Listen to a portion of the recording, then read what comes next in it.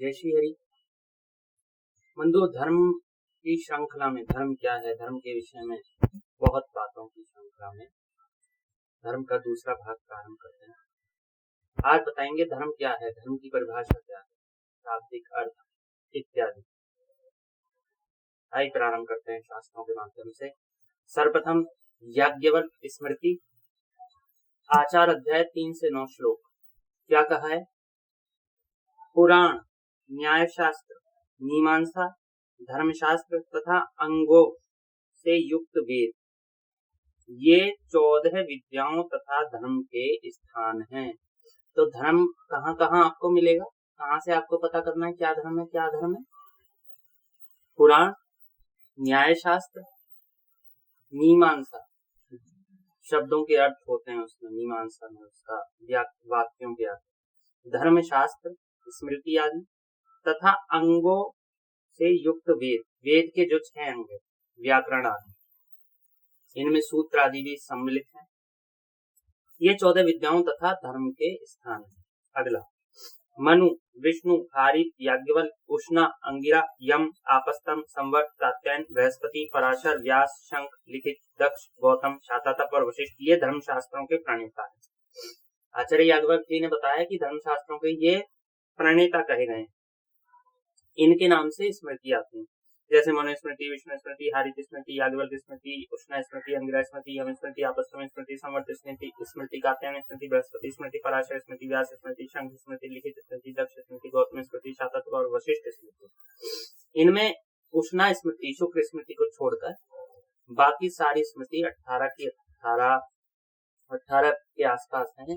वो एक पुस्तक के रूप में प्रकाशित हैं चौखंबा से। छठा श्लोक, पवित्र देश में, जिस देश में कृष्ण मृग चढ़ते हैं, उसमें काल उपयुक्त संक्रांत्यादि में विधिपूर्वक जो श्रद्धायुक्त द्रव्य पात्र को दिया जाता है, वह समस्त धर्म का लक्षण है।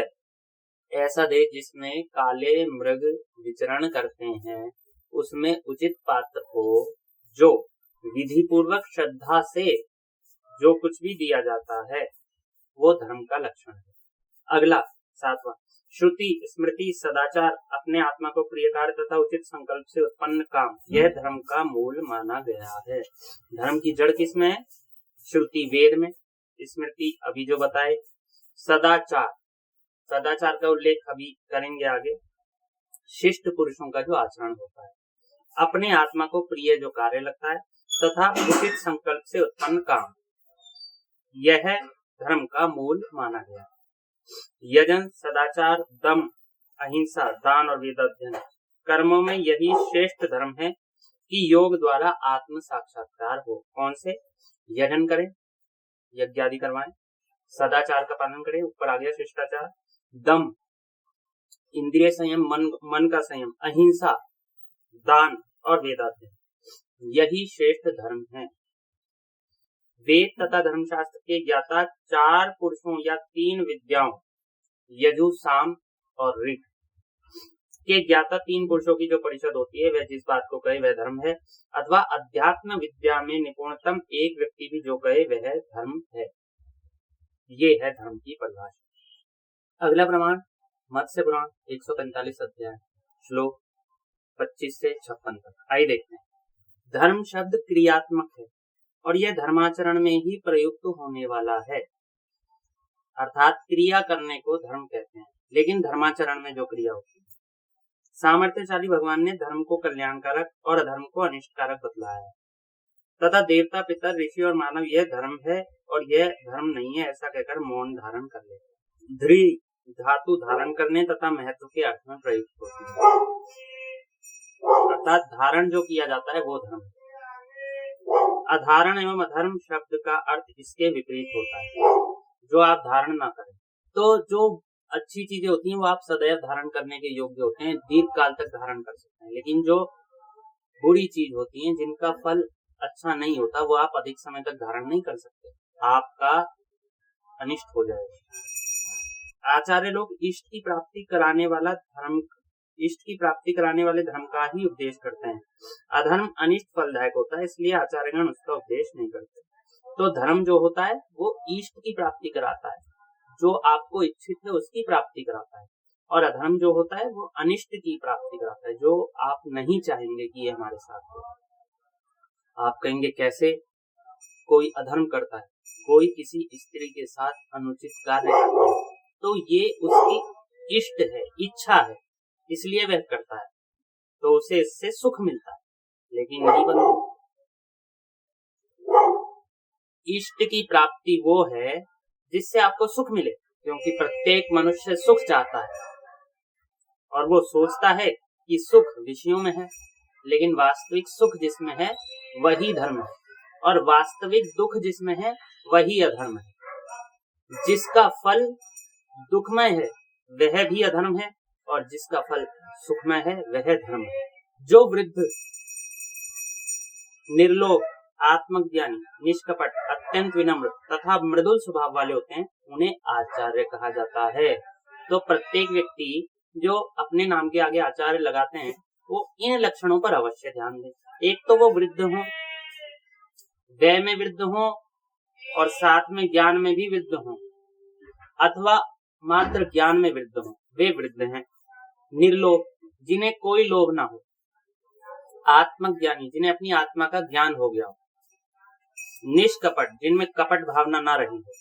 अत्यंत विनम्र, जो बहुत विनम्र हो, अहंकार न हो, तथा मृदुल स्वभाव के होते हैं, उन्हें आचार्य कहा जाता है। धर्म के ज्ञाता द्विजातियों द्वारा श्रौत एवं स्मार्त धर्म का विधान किया गया है। इनमें दार संबंध, विवाह, अग्निहोत्र और यज्ञ, ये श्रौत धर्म के लक्षण हैं। तो श्रौत एवं स्मार्त दो प्रकार के धर्म हैं। श्रौत वेद, स्मार्त स्मृति वाले। इनमें विवाह, अग्निहोत्र और यज्ञ, ये श्रौत धर्म के लक्षण हैं। वेद के क्या लक्षण है? विवाह कार्य कैसे हो, ये सब संस्कार कैसे हैं, अग्निहोत्र आदि कैसे किया जाए, हवन आदि कैसे किया जाए, और यज्ञ आदि कैसे किया जाए, ये श्रौत धर्म है, वेद के धर्म है। तथा यम नियमों से युक्त वर्णाश्रम का आचरण स्मार्त धर्म कहलाता है। यम नियम, अपनी इंद्रियों पर निग्रह करो, अपने मन पर निग्रह करो, अपने को नियंत्रित रखो, नियमों से चलो, कैसे क्या करना है, कितने बजे उठना है, कितने बजे पूजा करनी है, क्या स्पर्श करने योग्य है, क्या स्पर्श करने योग्य नहीं है, पवित्रता कैसे हो शरीर की, लघु शंका के उपरांत कैसे हाथ धोएं, दीद के उपरांत कैसे धोएं, घर को पवित्र कैसे रखें और वस्तुओं को पवित्र कैसे रखें, किस वर्ण के व्यक्ति के साथ कैसा आचरण करना चाहिए, किसके साथ कैसा आचरण नहीं करना चाहिए। तो ये सब बातें जिसमें आती हैं वो स्मार्त धर्म है, ये आचरण। सप्त ऋषियों ने पूर्ववर्ती ऋषियों से श्रौत धर्म का ज्ञान प्राप्त करके पुनः उसका उपदेश किया था। सप्त ऋषि जो आदि काल में हुए थे, अर्थात हर एक कल्प में, कल्प के आदि काल में, कल्प तो बहुत सारे हुए, आदि काल वाले तो पहले हो जाएंगे, पहले तो पता नहीं किसी को कौन था। तो जो एक कल्प के आदि काल में जो ऋषि होते हैं, सप्त ऋषि, 7 ऋषि जो होते हैं, उन 7 ऋषियों ने पूर्व के ऋषियों से जो श्रौत धर्म का ज्ञान प्राप्त किया था उसका पुनः उपदेश किया था। ऋग्वेद, यजुर्वेद और सामवेद ये ब्रह्मा जी के अंग हैं। व्यतीत में मनवंतर के धर्मों का स्मरण करके मनु ने उनका उपदेश किया है। इसलिए वर्णाश्रम के विभागानुसार प्रयुक्त हुआ धर्म स्मार्त कहलाता है। तो वर्णाश्रम रूपी ये जो आचरण है ये स्मार्त धर्म कहलाता है। इस प्रकार श्रौत एवं स्मार्त रूप द्विविध धर्म को शिष्टाचार कहते हैं। श्रौत भी करें, स्मार्त भी हो, इन दोनों को शिष्टाचार कहते हैं। और क्या है? शिष्ट धातु से निष्ठा संज्ञक त प्रत्यय का संयोग होने से शिष्ट शब्द निष्पन्न होता है। ये धार्मिक, ये शाब्दिक अर्थ है, इसे आप ना समझें। प्रत्येक मनवंतर में इस भूतल पर जो धार्मिक लोग वर्तमान रहते हैं, हर मनवंतर में जो भी धार्मिक लोग रहते हैं उन्हें शिष्ट कहा जाता है। इस प्रकार लोक की वृद्धि करने वाले सप्तऋषि और मनु इस भूतल पर धर्म का प्रचार करने के लिए स्थित रहते हैं, अतः वे शिष्ट शब्द से अभिहित होते हैं। जो धर्म का प्रचार करता है वो शिष्ट होता है, तो ये सब धर्म का प्रचार करते हैं, इसलिए ये शिष्ट हैं। अब इसका अर्थ ये नहीं कि कोई भी किसी भी चीज को धर्म बना के उसका प्रचार करे तो वो शिष्ट हो, नहीं। क्या अर्थ है? इष्ट की प्राप्ति कराने वाला धर्म। वे शिष्टगण प्रत्येक युग में मार्गभ्रष्ट हुए धर्म की पुनः स्थापना करते हैं, इसलिए शिष्टगण दूसरे मनवंतर में प्रजाओं के वर्णाश्रम धर्म की सिद्धि के लिए पुनः वेदत्रयी ऋग्वेद, यजुर्वेद, सामवेद, वार्ता, कृषि, व्यापार और दंड नीति का आचरण करते हैं। इस प्रकार पूर्व के युगों में उपस्थित पूर्वजों द्वारा अभिमत होने के कारण यह शिष्टाचार सनातन होता है। पूर्व के ऋषियों ने वर्तमान के ऋषियों को बताया, उनसे सबको आया, इसलिए ये सनातन है। ये तब से चला आ रहा है, जब से पता नहीं कब से, क्योंकि सनातन का तो कोई आदि होता ही नहीं, प्रारंभ होता ही नहीं उसका, तो अनंत काल से। दान, सत्य, तपस्या, निर्लोभता, विद्या, यज्ञ अनुष्ठान, पूजन और इंद्रिय निग्रह, ये 8 आचरण शिष्टाचार के लक्षण हैं। दान दो, सत्य बोलो, तपस्या करते रहो, निर्लोभ रहो, विद्या सीखते रहो, कॉन्वेंट स्कूल वाली नहीं, सॉफ्टवेयर डेवलपमेंट वाली नहीं, जो विद्या, जो विनय प्रदान करती है, जो आचरण है, जो शास्त्र है, जो वेद है, यज्ञानुष्ठान, पूजन और इंद्रिय निग्रह, मन पर, इंद्रियों पर नियंत्रण। चूंकि मनु और सप्तऋषि आदि शिष्टगण सभी मनवंतरों में इस लक्षण के अनुसार आचरण करते हैं, इसलिए इसे शिष्टाचार कहा जाता है। इस प्रकार पूर्वानुक्रम से श्रवण किए जाने के कारण श्रुति संबंधी धर्म को श्रौत जानना चाहिए।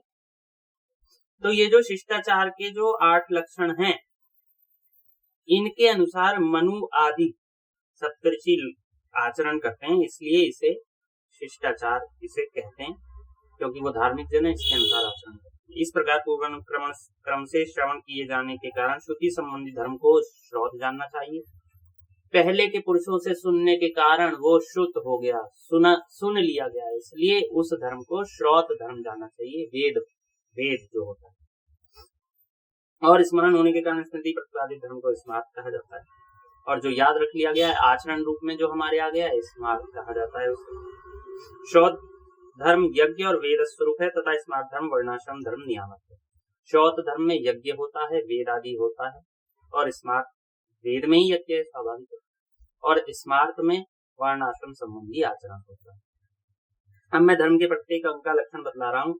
देखे तथा अनुभव किए हुए विषय के पूछे जाने पर उसे न छिपाना। अब धर्म के अंगों का लक्षण बताया जा रहा है, तो देखे तथा अनुभव किए गए विषय के पूछे जाने पर उसे न छिपाना, अपितु घटित हुए के अनुसार यथार्थ रूप से कह देना, यह सत्य का लक्षण है। ब्रह्मचर्य, तपस्या, मौनावलंबन और निराहार रहना, ये तपस्या के लक्षण है। क्या क्या? ब्रह्मचर्य, पहले भी बताया, 8 प्रकार के मैथुनों का त्याग। तपस्या, तप रहे, भोगों की लालसा ना रहे, कुछ ना कुछ तप करते रहें, जपते रहें, स्वाध्याय करते रहें बहुत देर तक, तीर्थ यात्रा करते रहें। ऐसा तप वो होता है जिससे आप तपें, आपको कष्ट हो भगवान की प्राप्ति के लिए। मौन अवलंबन, मौन रहे, और निराहार रहना, उपवासी रहना, ये तपस्या के लक्षण है, जो अत्यंत भीषण एवं दुष्कर है। भीषण तो है ही, वो जानेंगे आप जब चांद्रायण आदि व्रत आपको पता लगेंगे और आप करके देखेंगे, जिसमें पशु, द्रव्य, हवि, ऋग्वेद, सामवेद, यजुर्वेद, ऋत्विज तथा दक्षिणा का संयोग होता है, उसे यज्ञ कहते हैं। जो अपनी ही भांति समस्त प्राणियों के प्रति उनके हित तथा मंगल के लिए निरंतर हर्षपूर्वक व्यवहार करता है, उसकी वह श्रेष्ठ क्रिया दया कहलाती है। कि जैसे कोई मुझे मारेगा तो मुझे कष्ट होगा, ऐसे ही मैं किसी को न मारूं, अपनी ही भांति समस्त प्राणियों के प्रति उनके हित तथा मंगल के लिए निरंतर हर्षपूर्वक व्यवहार करता है, इसे दया कहते हैं। जो निंदित होने पर बदले में निंदक की निंदा नहीं करता तथा आघात किए जाने पर भी बदले में उस पर प्रहार नहीं करता, अपितु मन, वचन और शरीर से प्रतिकार की भावना से रहित हो, मन, वचन और शरीर से बदले की भावना से रहित होकर उसे सहन कर लेता है, उसकी उस क्रिया को क्षमा कहते हैं। निंदक की निंदा न करे, मारने वाले को मारे नहीं, अपितु बदले की भावना भी न रखकर उसे सहन कर ले, इसे क्षमा कहते हैं। स्वामी द्वारा रक्षा के लिए दिए गए तथा घबराहट में छूटे हुए परकीय धन को न ग्रहण करना निर्लोभ नाम से कहा जाता है। दूसरे के धन को ग्रहण न करना, ये निर्लोभता है। और जिसकी उसका स्वामी रक्षा करना चाह रहा हो उसे ग्रहण न करना, ये निर्लोभता है। कोई व्यक्ति चाह रहा है कि मैं इसे 100 ही रुपए दूं, रक्षा करना चाह रहा है अपने धर्म, लेकिन आप चाह रहे हो कि 200 दे। मैथुन के विषय में सुनने, कहने तथा चिंतन करने से निवृत्त रहना ब्रह्मचर्य है और यही शम का लक्षण है। जिसकी इंद्रिया अपने अथवा पराय के हित के लिए विषयों में नहीं प्रवृत्त होती, यह दम का लक्षण है। यहाँ देखिए शम का क्या लक्षण बताया गया है। शम की परिभाषा यहाँ बताई है, मैथुन से संबंधित जो भी चिंतन हो उससे निवृत्त रहना ब्रह्मचर्य, यही शम का लक्षण, ब्रह्मचर्य ही। और स्वाभाविक रूप से उसमें नियंत्रण ही करना पड़ता है। जिसकी इंद्रिया अपने अथवा पराय के हित के लिए विषयों में नहीं प्रवृत्त होती, यह दम का लक्षण है। जो 5 कर्मेंद्रियों के विषयों तथा 8 प्रकार के कारणों में बाधित होने पर भी क्रोध नहीं करता, वह जितात्मा कहलाता है। कर्मेंद्रियों के जो हमारे विषय हैं, हम जिसे देखना चाह रहे हैं उसे कोई नहीं देखने दे रहा, जिसे सूंघना चाह रहे हैं नहीं सूंघने दे रहा, जिसे खाना चाह रहे हैं नहीं खाने दे रहा, जिसे सुनना चाह रहे हैं उसे नहीं सुनने दे रहा, जिसका स्पर्श करना चाह रहे हैं उसका स्पर्श नहीं करने दे रहा। ऐसा करने पर भी हमें क्रोध न आए, ये जितात्मा के लक्षण है। जो पदार्थ अपने अपने को अभीष्टों तथा न्याय द्वारा उपार्जित किए गए हैं उन्हें गुणी व्यक्ति को दे देना, यह दान का लक्षण है। हमें जो प्रिय पदार्थ हैं और न्याय पूर्वक उपार्जित किए गए हैं, अनुचित कमाई से नहीं, उसको योग्य पात्र को दे देना दान का लक्षण है, ये दान है। जो धर्म श्रुतियों एवं स्मृतियों द्वारा प्रतिपादित वर्णाश्रम के आचार से युक्त तथा शिष्टाचार द्वारा परिवर्धित होता है, वही साधु सम्मत धर्म कहलाता है। श्रुति और स्मृतियों द्वारा प्रतिपादित जो होता है वही शिष्टाचार द्वारा परिवर्तित होता है, शिष्टाचार के द्वारा बढ़ता है। पूर्व के पुरुषों ने जो कहा है उसका भी आचरण करने से वो और बढ़ता है। वेद में पुराण भी सम्मिलित हैं, क्योंकि उपांग आदि में पुराणों का उल्लेख आता है। शास्त्र क्या है इस विषय पर जो चलचित्र बनाया था उससे आपको पता लगेगा, पुराण भी इन सब में सम्मिलित हैं। अनिष्ट के प्राप्त होने पर उससे द्वेष न करना, इष्ट की प्राप्ति पर उसका अभिनंदन न करना तथा प्रेम संताप और विषाद से विशेषतया निवृत्त हो जाना, यह विरक्ति का लक्षण है। अगर आपका कुछ बुरा हो गया तो उससे द्वेष मत करो, हो गया अपने कर्म होंगे। अगर कुछ अपना मिल गया, जिसकी इच्छा थी वो मिल गया, तो उसका स्वागत तथा उससे प्रेम मत करो विशेष। ठीक है, मिल गया भाग्य में। संताप और विषाद से विशेषतया निवृत्त हो जाना, इन सब से प्रेम और इनसे दुख से मुक्त हो जाओ, चिंता मत करो। यह विरक्ति का लक्षण है, इसे कहते हैं विरक्त, वैराग्य। किए हुए कर्मों का न किए गए कर्मों के साथ त्याग कर देना, अर्थात कृत अकृत दोनों प्रकार के कर्मों का त्याग संन्यास कहलाता है तथा कुशल और अकुशल दोनों के परित्याग को न्यास कहते हैं। कुछ करा या नहीं करा उसे त्याग दो, सोचो ही मत आपने किया तो सब स्वाभाविक हो रहा है, इसे कहते हैं संन्यास। और कुशल और अकुशल दोनों का परित्याग कहलाता है न्यास। आप किसी कर्म में कुशल हैं, वो कर्म आपके लिए शुभ है, आप किसी कर्म में अकुशल हैं, वो आपके लिए अशुभ है, तो इन दोनों का परित्याग कहलाता है न्यास। जिस ज्ञान के प्राप्त होने पर अव्यक्त से लेकर विशेष पर्यंत सभी प्रकार के विकार निवृत्त हो जाते हैं तथा चेतन और चेतनता का ज्ञान हो जाता है, उस ज्ञान से प्राणी को ज्ञानी कहते हैं। स्वयंभू मनवंतर में धर्म तत्व के ज्ञाता पूर्वकालीन ऋषियों ने धर्म के प्रत्येक अंग का यही लक्षण बताया है। अगला है बंधुओं मनुस्मृति से। मनुस्मृति अध्याय 2 श्लोक 6 से 18 तक वर्णन है। आइए कहा गया है, सब वेदों को जानने वालों की स्मृति और ब्राह्मणत्व आदि 13 प्रकार के शील या राग द्वेष शून्यता, महात्माओं का आचरण और अपने मन की प्रसन्नता, ये सब धर्म के मूल हैं।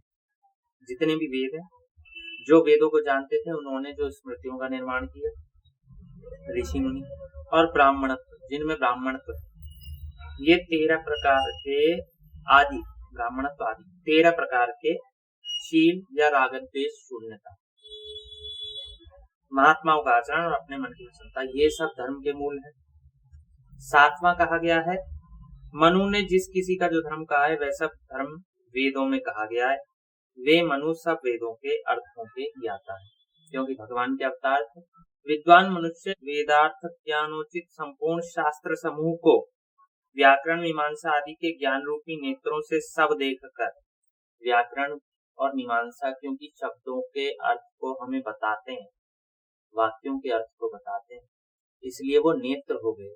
उन नेत्रों से शास्त्रों को देखकर उनके अर्थ आप समझ जाएंगे।